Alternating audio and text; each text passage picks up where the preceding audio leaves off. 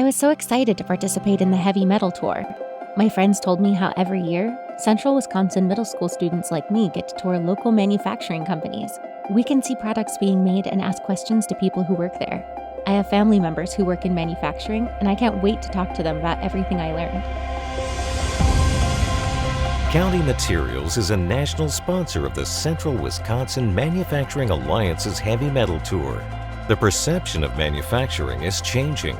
Through plant tours and education initiatives, students are learning that the manufacturing process is dynamic and growing with innovative technology and a variety of career opportunities.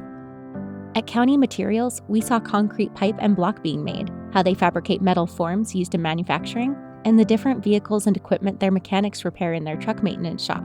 It was so cool to see how all the products are made, and to have people who work there tell us how they started in County and receive skills training to grow in the company. The heavy metal tour showed me that I could work in manufacturing and make a great living. I didn't know that concrete manufacturing uses so much technology and provides on-the-job safety and skills training. I liked learning how concrete products build local communities and why I could be a part of their team right out of high school.